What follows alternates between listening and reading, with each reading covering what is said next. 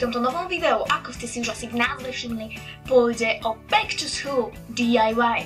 Tak poďme na to! Na prvé DIY budeme potrebovať zošit, výkres a dopredu vytlačený obrázok, lepiacu pásku, húbku, nožničky a temperky. Postup. Na začiatok si vystrihneme náš obrázok.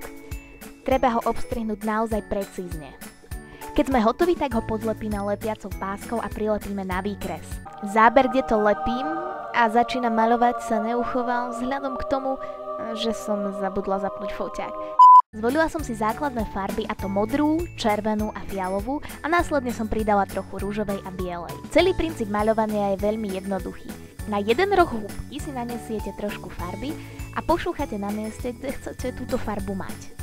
Samozrejme, tento postup opakujeme aj s ostatnými farbami a je len na vašom estetickom cítení, ako si to doladíte. Pokiaľ sa vám váš výtvor zdá tmavý, pokojne použite bielu, rovnako ako som to urobila ja.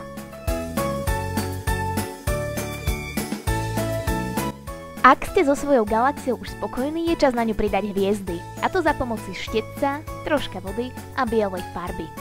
Pokiaľ sa vám rovnako ako mne podarí hneď na začiatok vodu vyliať, tak neváhajte opäť použiť húbku a pekne to zatrieť. Ale tu už vidíte, ako sa to má robiť naozaj. Nastáva čas na odlepenie obrázku. Treba to urobiť naozaj precízne a pomaly, aby vám tam náhodou kúsok neostal. Keďže lepiaca páska nie je najlepší izolant, tak znak, ktorý nám mal ostať biely, si bielou ešte obtiahneme.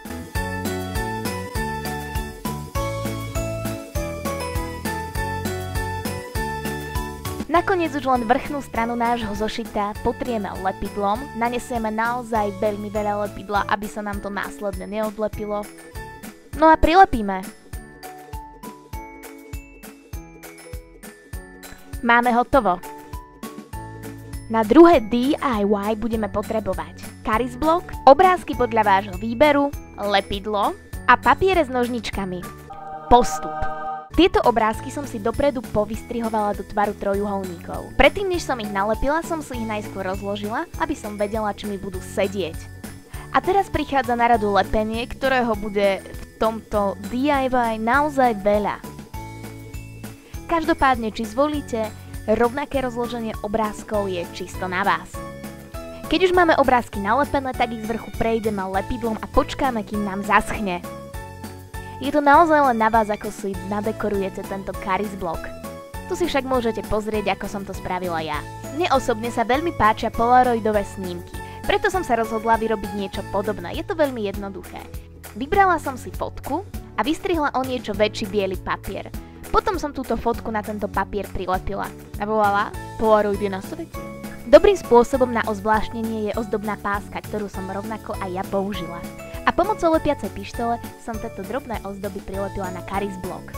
Ani zadnú stranu som nenechala prázdnu a dopredu som si pripravila nápis, ktorý som tam prilepila, a rovnako aj ďalšie obrázky. Z predošlého DIY mi zostal celkom použiteľný znak darov smrti. A ja som sa rozhodla, že posledné prázdne miesto vyplním práve ním. Taktiež som vyzdobila aj vnútrajšok Caris bloku. Pomocou lepiacej pištole som prilepila tento obal a rovnako aj nalepovacie lístočky. Na druhú stranu som nalepila ešte zo pár obrázkov. A máme hotovo. Na tretie DIY budeme potrebovať ozdobné papiere, slovníček, ja som si ten svoj už dopredu oblepila farebným papierom, ozdobné pásky, nejakú drobnejšiu dekoráciu, nožničky a lepidlo. Postup. Z bieleho papiera som si vystrihla menší obdĺžnik, tak aby sa mi zmestil na zošit.